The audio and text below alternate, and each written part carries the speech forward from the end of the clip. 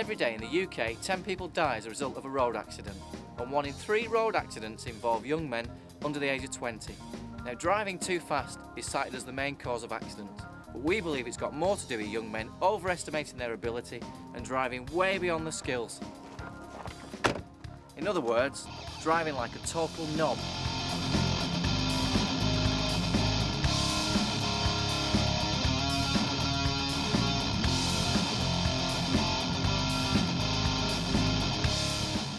To learn to drive on the limit, you need 2 things: extreme conditions and a speed guru.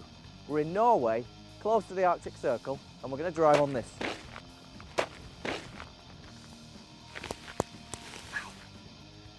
We're on a frozen lake, not to teach you how to drive in winter. The techniques apply to driving on all surfaces. We're driving on ice because the limit of grip is reached at a much lower speed, which means it's safer. And there's loads of space to make mistakes, and if you really cock it up, there are soft snowbanks that act as safety barriers for you, not the car. Our Scandinavian speed guru is John Hogland, and this is his rally school. John has taught world champion Richard Burns, rally ace Rovanperä and McRae. He's arguably the best extreme driving instructor in the world. We've got 2 guys who love driving, Celine and Will. Let's see how they're getting on.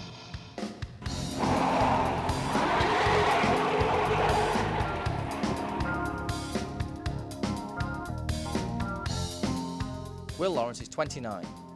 He's an editor at Max Power magazine, he loves cars, and he's a drummer in a band. Celine Amswan is 21. She won a Silverstone rally competition in 2002 and loves to drive very fast.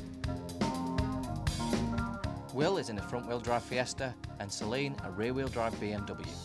They're practicing on the icy roundabout from hell and a very slippery slalom on ordinary tyres with no instruction whatsoever.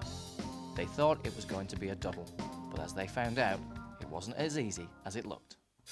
Right, here we go, this is it. Let's see what I can do. Here we go, boys. I'm my pants. Oh, Oh, it goes wide, mate, I can tell you. oh, a lot of hard work in this. I trashed the cone. The dead now, I can tell you. Oh,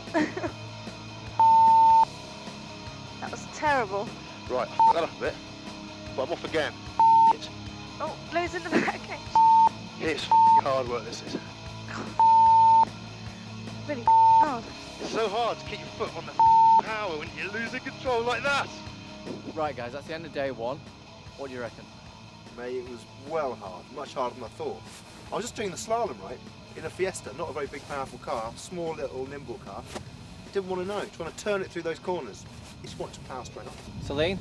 For me, the difficulty was going through the corners, and every time I was turning in, the back end was just coming loose. It's very difficult to control. Right. Will, the problem you were having was understeer in a front-wheel drive car. Celine, the problem you were having was oversteer in a rear-wheel drive car. John Hogland knows exactly what you're doing wrong, and he knows exactly how to put it right. But that's for tomorrow. Let's go and have a beer.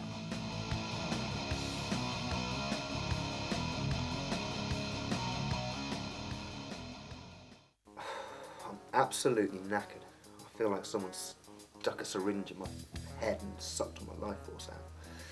And what have I done to get this tired? Have I driven a Skyline tuned to 450 brake around the Nürburgring? No, I've driven a Ford Fiesta. Not a tiddly one. I've driven it through a really small slalom of 5 cones, and I've driven it round in a circle. That's what I've done today. Sad thing is, I obviously know a bit less about driving than I thought I did.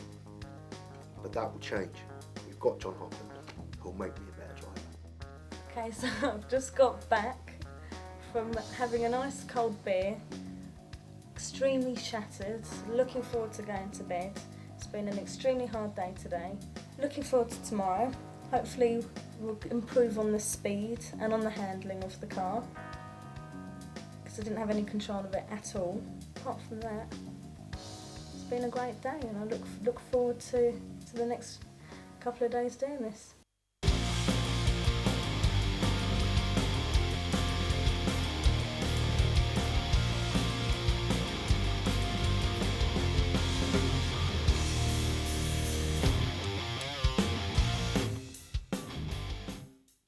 Okay, John, you've seen the footage.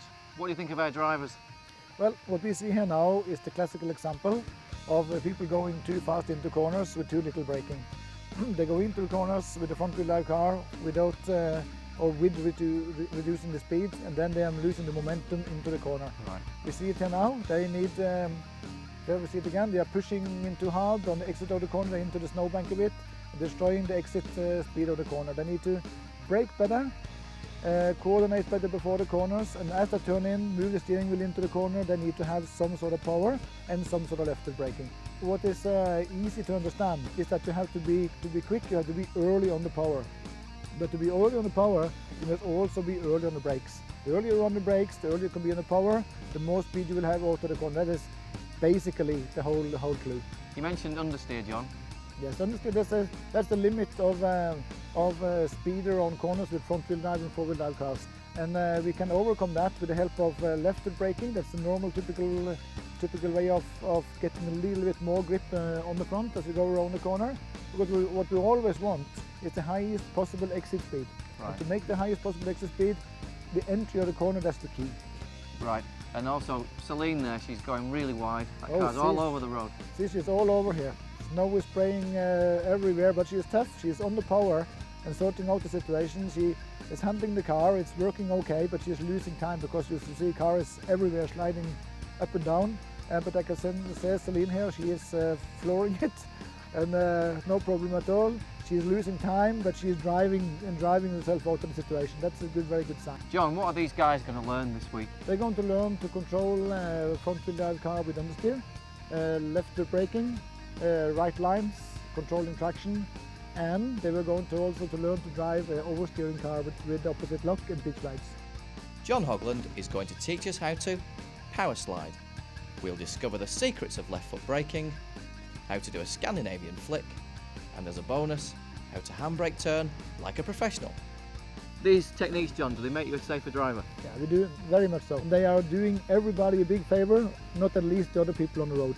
Because when these people, after such a course, is coming on the road and coming up in a difficult or dangerous situation, they can handle it. They can handle it much better. Because then they can try to drive the car out of a dangerous situation. Instead of, if they have no real good car control, they are just a passenger in the car and going crashing into an accident. John, understeer and oversteer, watching it on TV is one thing, but I'm not sure I've got it. Can you demonstrate that for us? Well, understeer, that's when we have a lack of grip in the front, the car is pushing with the front. Oversteer is when we have a lack of grip in the rear, the car is sliding with the rear, but I can demonstrate it for you.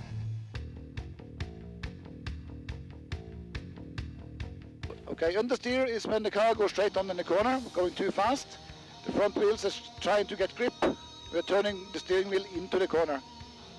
Okay, so understeer is you're going into a bend, you're turning the steering wheel, and effectively nothing's happening. Exactly. Right. Go into the corner now, turn the wheel, nothing is happening. And the wheels is pointing that way and it doesn't grip. That's understeer. So understeer is you're turning the steering wheel and nothing's happening. Yeah, well, you will always have understeer if you go into the corners too fast. Now, how do you control that? You can control it by reducing speed. Then you get the weight transfer to the front, more weight on the front wheels, and also the speed is going down at the same time. But the best way to do it is to do it with the help of left-foot braking.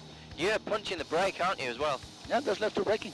The lifting off is the slow way of doing it. Grandmother do that. It's a slow way. You're saving the situation. It's going okay, but it's there's a reaction into the car is very slow.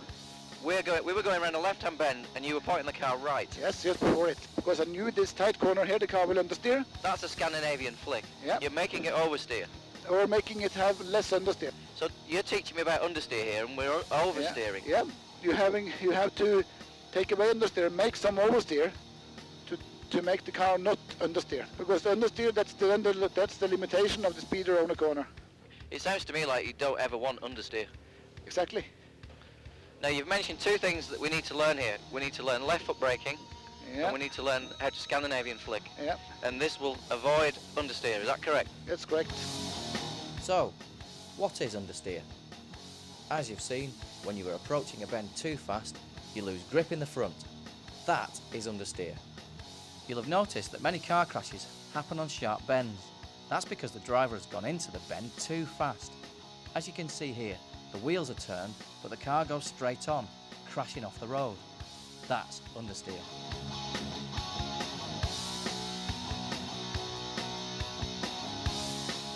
How do I avoid understeer? The simple answer is, don't go so fast round bends. Understeer is most common in front-wheel drive cars.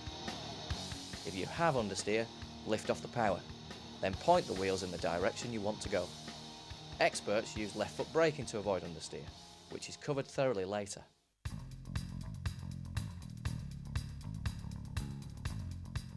Okay, so we want to demonstrate oversteer.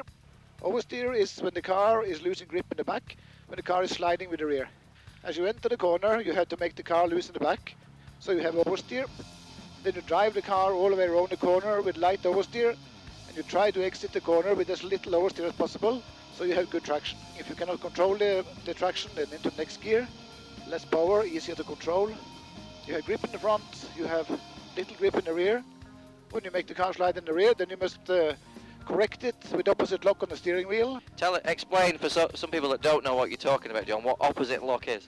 Opposite lock is that when you have to move the steering wheel in the other direction of where you're going. So we were going on a left-hand bend then, and you were turning right. Yep, on correctly. the steering wheel. Because the back was swinging out. And that is opposite lock. Yep, Okay. correct. At the same time, you must also correct it with a nice balance with your throttle. If you want to have more grip in the rear, you ease off the throttle. If you want to have less grip in the rear, more slide, you give it more power. So less grip, more power. More grip, less power. Yes, exactly. It's also important that you doesn't slide it too much. If you slide it too much, especially on exit of corners and slippery conditions like this, then you have very bad traction. Just shows how quickly you can do this. Well, this is about as quick as you can do it. Okay. If you're trying to go faster through the corners, then you're losing more grip. Oh! We went all the way around. That's what can happen if you let it go too far. Yeah. Then you run out of lock.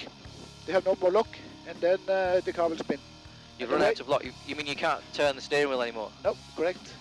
And one way to avoid that is when you feel that it's going away from you, then you can try to dip the clutch, which then gives you maximum grip in the back. So, what is oversteer? Well, it's most common in rear-wheel drive cars. You're going too fast in a bend and you lose grip in the rear. Here, we turn into the bend and the back of the car slides out. Notice the car is going sideways around the bend and the front wheels are on opposite lock. If you put too much power on now, you'll spin.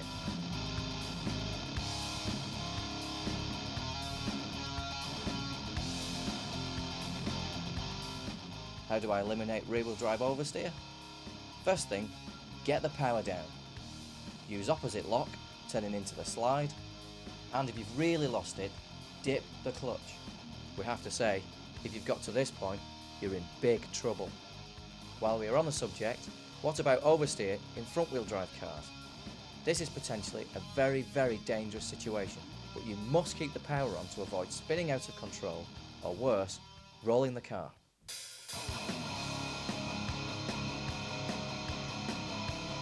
John, we hear a lot about power sliding. What is it? That's when you go sideways, driving around the corners with power sideways with a rear-wheel drive car. Right. You can really hang on around the corner, opposite lock and on the power and spraying snow everywhere. Is it just for fun, or is it a technique that you'd use? Just for fun. It's just for fun. It's a technique. If you drive a rear-wheel drive car, you will do it. We also on loose. You do it with all four-wheel drive cars. Every four-wheel drive rally car Yeah. is you drive around the corners with power slide. Right. Because you do all cornering under power. But it's more like a classic thing from rear-wheel drive cars. But what's the difference between this and what we were doing about oversteer? Well, this is the same thing. This is it. So, power sliding. It sounds really cool, but it's just another word for oversteer. Power sliding eliminates understeer and is deliberate, controlled oversteer. To increase the slide, increase the power. To reduce the slide, reduce the power. And all with opposite lock. If we look here, the car is going sideways with full opposite lock. Clearly, as with all these techniques, you can't do this on a public road. As John Hoglan says, it's just for fun.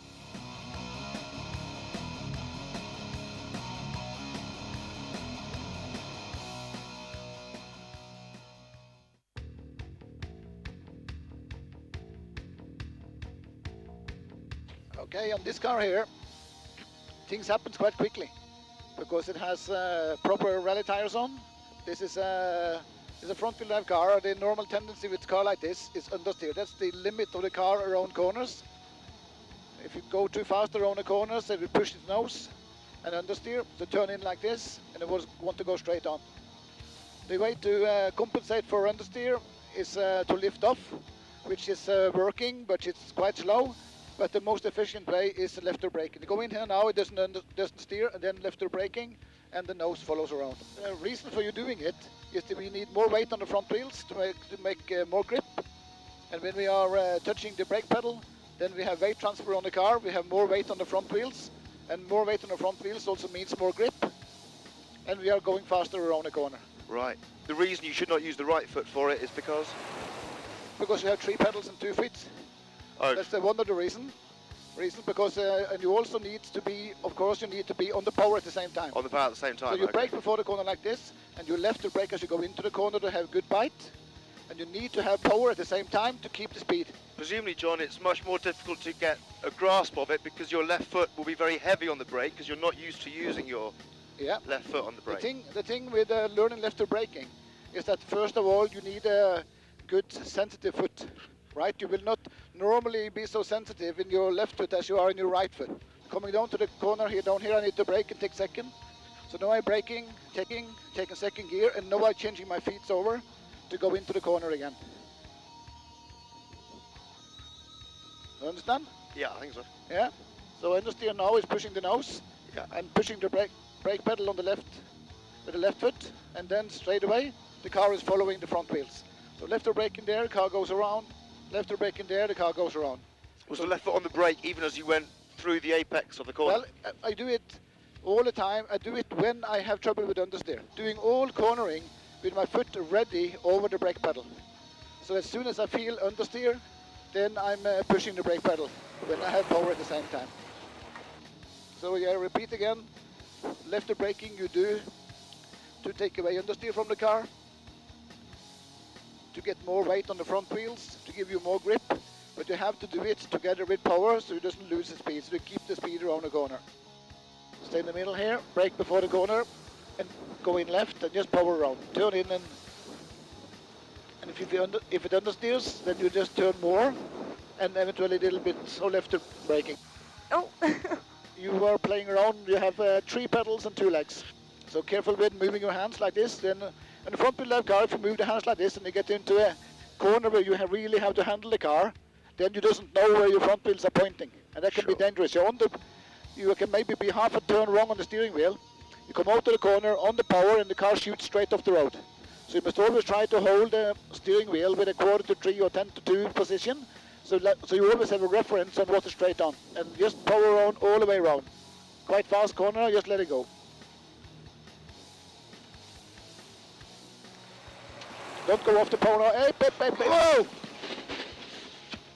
This is John, sorry. can easily roll if you do that. Sorry. And the reason you did it was that you went off the power. Went off the power? Yeah. These things doesn't happen straight away, you know. It takes a long time to learn it. I've been using my left foot for all the braking, is that wrong? No, that's fine. Good. When you brake, you can be harder on the brake pedal. Push the brake pedal harder. Go back right again, brake a little bit before the left-hander, and power around left. Good, and right. Brake a little bit. Oh, sorry. Go in left, that's okay. That's the sort of braking we want to have. And you must do all your braking before the corners. Are you braking with left now? Yeah. Yeah, good. You feel how it works, huh? Yeah. Yeah, real. As soon as you touch the brake, then you feel the car turns in better. Yeah, you can definitely feel it, John, immediately. Yeah. Brake well on the left. Go in from the left. And on the inside and power on right. And then straight back with steering wheel. Straight back now. Okay, better. Good, you're doing well. So, how to left foot brake? Well, let's say again why we use it. It eliminates understeer by shifting weight to the front wheels and increasing the grip in the front. It's a tricky technique and can be dangerous if you don't know what you're doing. When you feel understeer, apply the brakes with your left foot, keeping the power on with the right, and turning a little bit more. The car will stop understeering and go where you want it to go. As you can see from this illustration, if you feel understeer here, you'd left foot brake. At any point on the bend you feel understeer, you'd left foot brake, keep the power on and stay in control.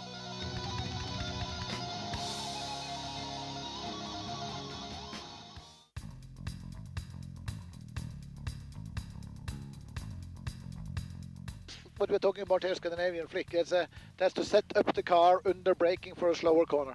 You're coming down the straight, you're coming to a slower corner, and you know that in this corner you will have understeer. Then you can set it up in the opposite direction under braking to use the pendulum to go into the corner. Using the one direction to set up the car for the other direction.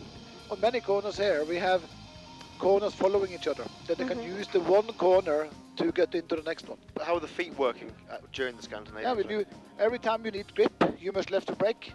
So left to brake there, and then again there. Initially into every corner you use left to braking. And here we're dancing nicely from one corner to the other, which is just the same thing.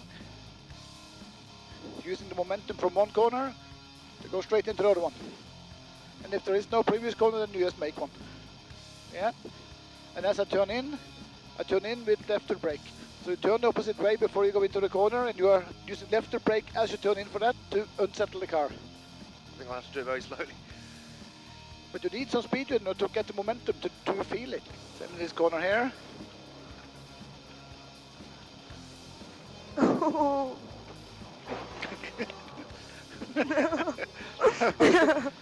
The whole thing is a question of setting up the car in the opposite direction before you go into a corner where you expect understeer. I'm so scared. Brake and turn left and right. Now you have too much lock. Careful now. But you need to use a touch your left to brake as you turn in, right? But to do this Scandinavian flick thing, you never get it right unless you use left to braking. You know, every time you turn from the one side to the other, a little touch your left to brake as you turn in any corner. And that helps you to turn in. Also makes the car looser in the back and swings the back nicer around. You know, it's a little bit too slow, then you just get the momentum into it. And go here. I can feel what you mean. I just lack the confidence to really do it. Accelerate here and go. And go. And here you can do the same again. Let's go that way and brake and then left again. Too much power. Too much power. Balance is so hard. Too little power, then too much. Yeah. I want to do it right, John. Get the speed down from the right, and then you can use the left-hander braking a Scandinavian flick for the right-hander. Go in there now. And brake and for the and then back again. There you have it. Now you have the feel of it. Keep it going, keep it going, keep it going. Okay, it's getting better and sharp on the steering wheel. Brake now and turn, and then back in again, and back in again. There you are. Now you felt it, huh? Enter from the left, and then you go in right, in right. Just go in, on the power. A brake, get the speed down, do you see? Oh. On the power, on the power, on the power. Shit. Sorry. You had an absolute Scandinavian flick here. Absolutely. You were searching the right thing and it was doing the right thing, but it was overdone a bit. And then try to set it up from side to side. Left, right, left and brake, and brake, and brake, and go in again. And then on the power. Hey! Oh. I'm so sorry. Sitting on the top of the mountain. We cannot go down from here. We have to be towed out. Oh no. Yeah.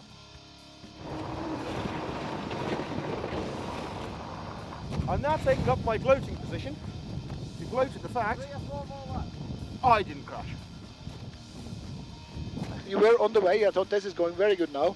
But then on the last move here, you kept I didn't go around there, did I? You didn't turn the steering wheel to the left. Didn't I? All right? Mm-hmm. Try again.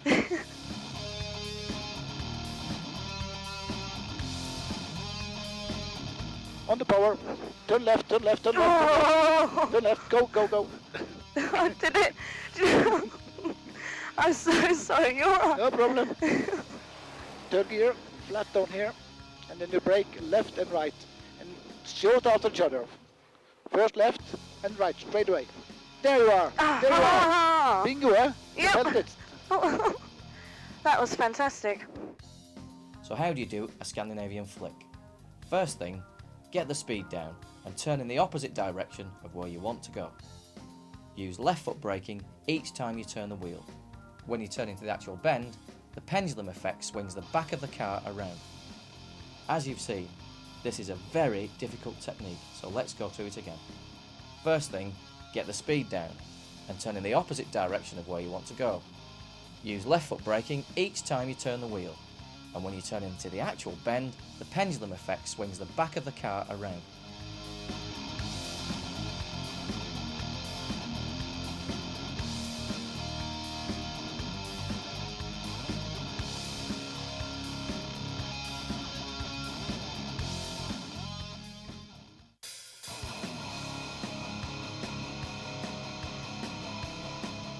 Like this is the front wheel drive car, it will understeer. If you go around a tight corner like a hairpin, the car will understeer.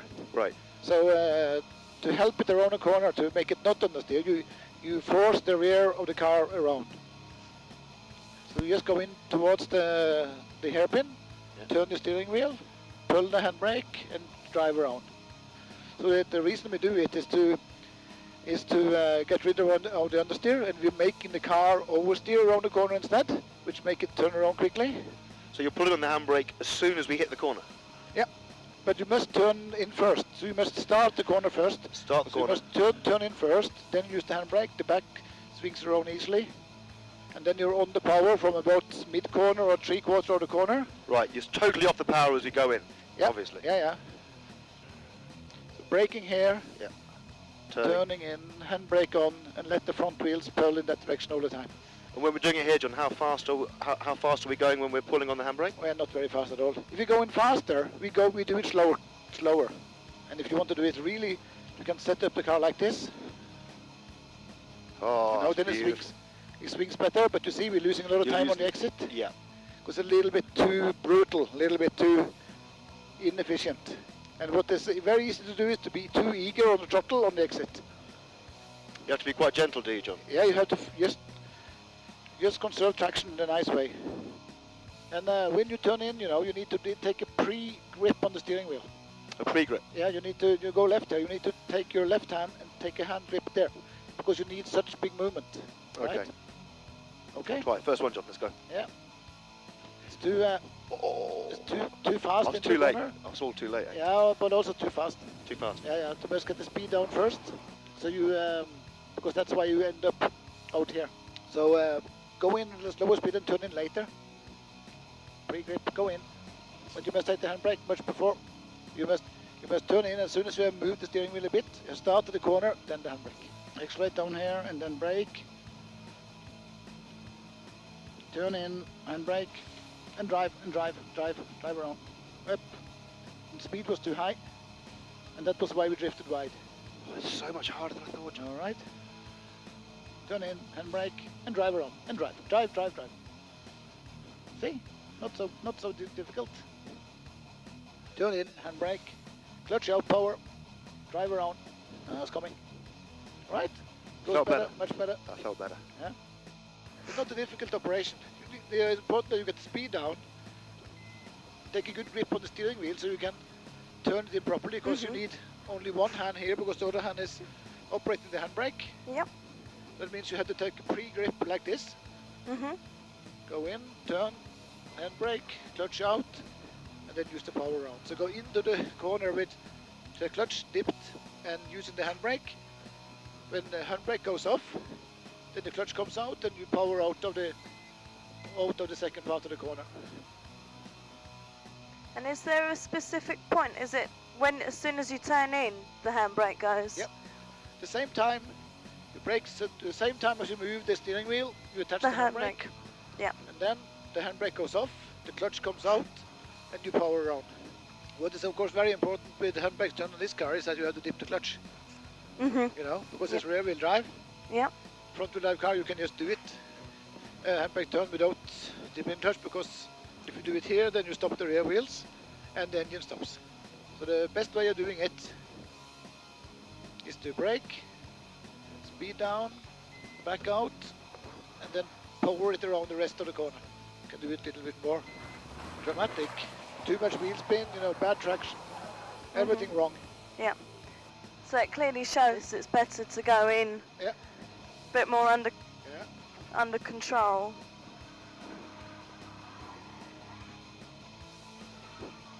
Do you want me to do your window up? Yeah, that's all right. Maybe better to have it up, yeah. Just get it into second gear and do it in second gear. So as you turn in, you brake before, and as you turn in, you dip the clutch, take a pre-grip. Must use it, you must dip the clutch. Clutch in. I think you did that with clutch, did you? Yeah. Yeah, okay, then you must be harder on the... Harder on the lever, handbrake. Yeah. Okay, brake, turn in, clutch in, handbrake, clutch out, sharp and power. Oh. Yeah, it's okay. It's fine. You see, if you're a little bit rougher with it, then it swings the back easier. But then you can also swing the back a little bit too much. It's a bit too much, yeah. But it's all right. Not quite, not quite as neat and tidy as yours. Yeah, but you have to practice a bit. I have practiced 35 years. Good pre-grip, your left hand over here. A brake, and then as you turn in, you just pull it. There you are. And clutch out and go. Good. Get the hang of it. That'll be good. Brake, pre-grip, turn in, handbrake, clutch out and power. Good. Yeah, it's fun, I like this. Brake, turn in, handbrake, clutch out and power. Brilliant. Spot on. So, how to handbrake turn like a pro in a front-wheel drive car. First, get your speed down. Take a pre-grip. This is the key to a perfect handbrake turn and where most people go wrong. Then turn in and pull the handbrake. Make sure you press the button in and keep it in, or you'll end up leaving the handbrake on and look like an idiot. When you feel the car sliding, take the handbrake off. Then power out nice and steady without wheel spin. During the perfect handbrake turn, the back wheels lock up, causing the back of the car to swing around. This means you can negotiate tight bends in one smooth, flowing manoeuvre.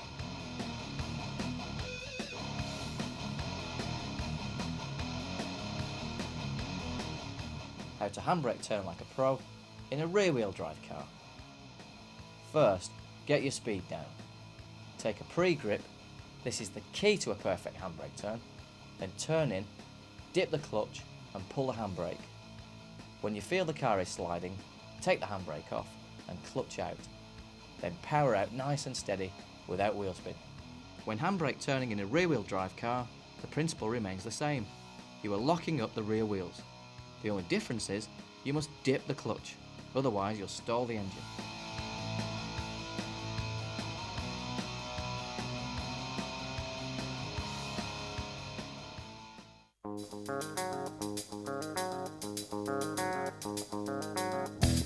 It's been an intense 4 days for Celine and Will. John Hoglan has taught them how to drive on the limit, but the big question is, can they do it under pressure? Well, we've had fantastic weather, but look at it today. It's minus 30, it's threatening snow, the visibility is appalling, you can hardly see the track. They've got a special stage against the clock and it's going to be tough. Who wants to go first? I'll let you go. Fuck, toss for it. Okay. Call. Heads. Heads it is. Bastard. Celine, if you work it in the X-Plode, okay, so you don't hear the time. It's a flying start. Will set a blistering time on his practice lap, but can he keep up the pace? Whoa, whoa, whoa, whoa! He's forgetting to left foot brake on that sharp bend, which would cost him a lot of time. Brake on the left hand side, turn in late from the left. Late, it's too early. It's okay, going inside. Careful with the power nut on. If you feel that the car is understeering, you must go off the power, not on the power. Yeah, sorry. All right? That was much better. That was much better. See the brake lights as he went into the bend? That was left foot braking. Come on, Will. Turning in late for the right-hander. That's good. That's good. Very good. Now this is a very, very fast section, and Will nearly rolled the Puma here the other day, and he got a bollocking off John. On the power, on the straight, 6,000 RPM, and change to third gear. Now Will's been really careful here. This is a perfect place for a Scandinavian flick, but he's just driven around nice and smooth. It's not like Will at all. Easily into the inside. Come on, go, get going. To the left, brake and change down. Brake and change down. Brake, brake, brake. Whoa, whoa, he's going a bit quick. Too fast in. He'll lose a lot of time there, creating a load of understeer. Now it's looking good, it's looking good. This is absolutely flat out here. He flicked it there, maybe a bit too much. No need to flick like that on such a fast bend.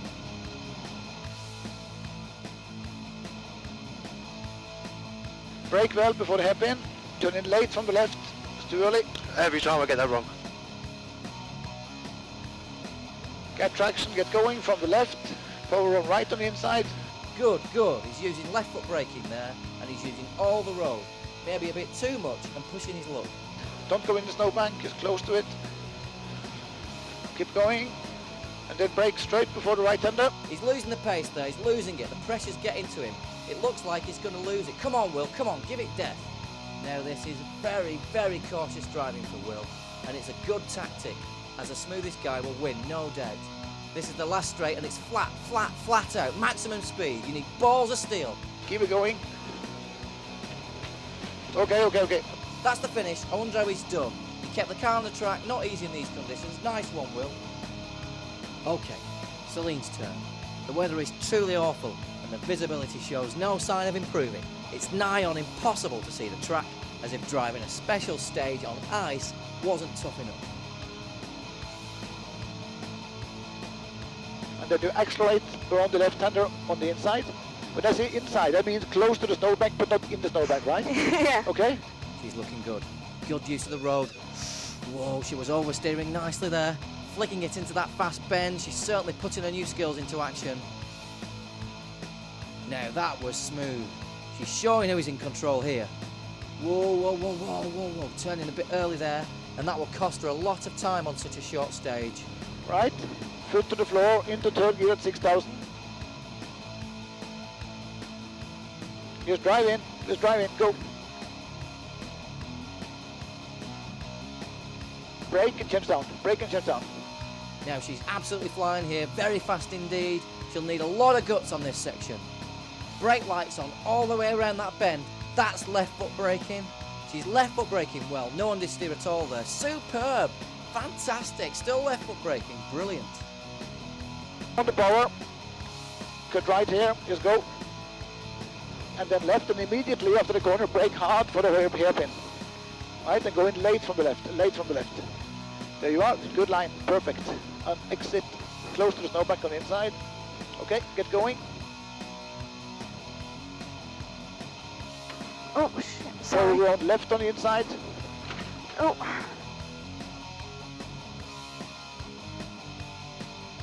Just go, go, go, brake a little bit, then be braking in before the right-hander, and go on the inside. Now that was nicely done. She went round there much smoother than Will, but maybe a bit too slow.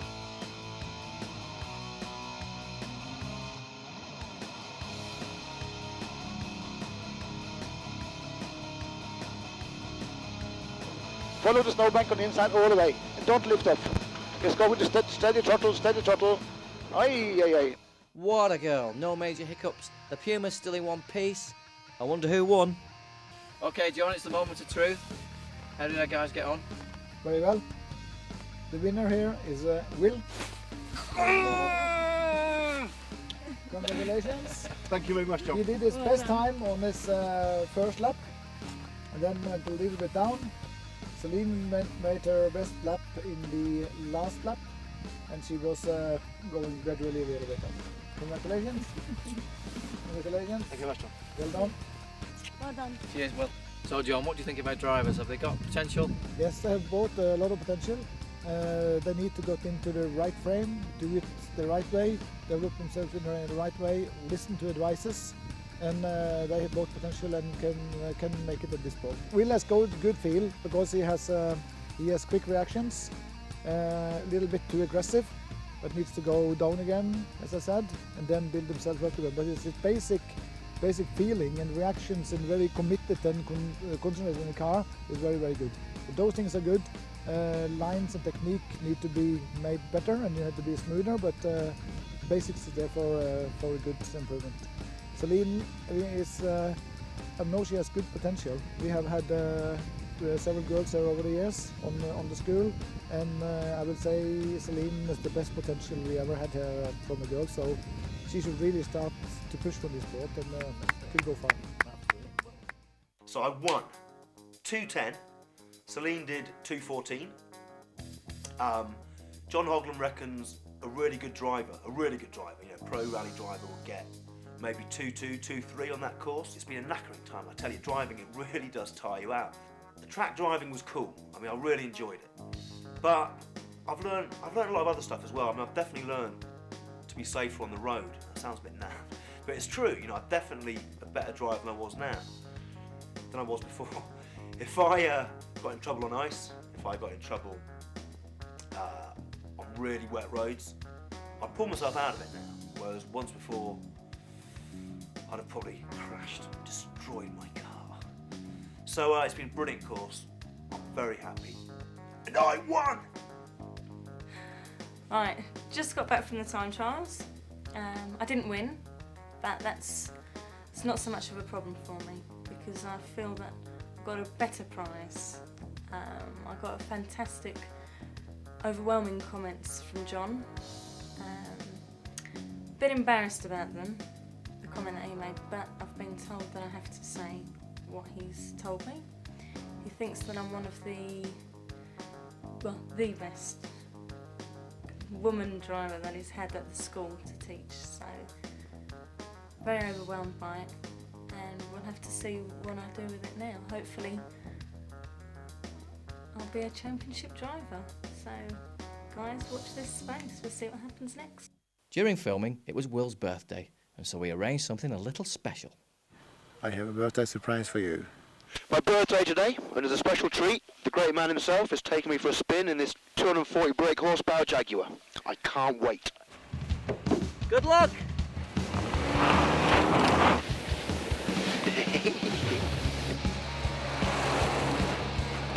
There's a lot of power in this thing.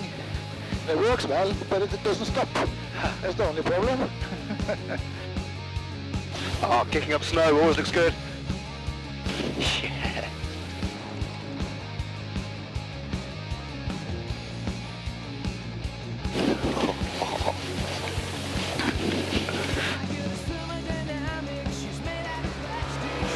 That's a nice fast bit. Let's see how John takes this. Look at that, fully sideways, yes. What do you think? To be chauffeur drone in a Jag on your birthday on a frozen lake? If someone had told me this a few years ago, I would have thought them mad.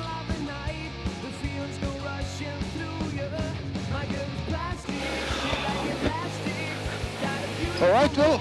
Yes, John. Enjoying it very much.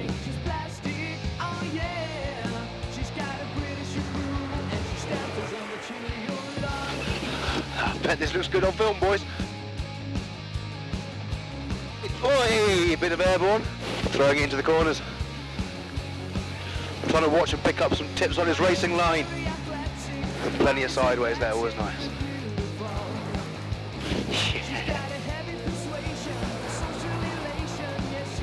Yeah. Yes.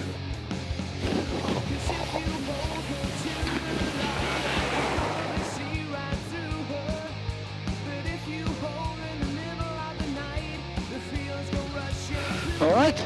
John, thank you very much. Okay. Happy birthday. That was amazing. Thanks, guys. Kick ass. Happy birthday to you.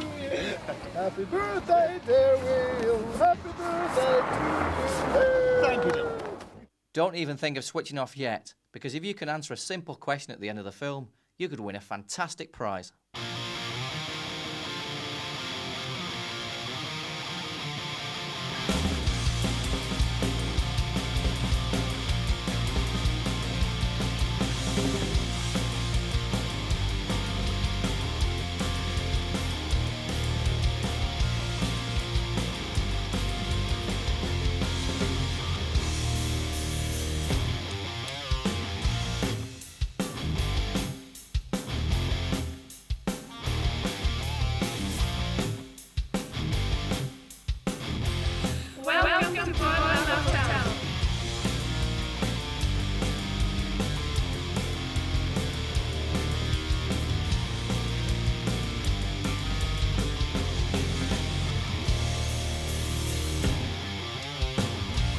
So lost without you, you might say,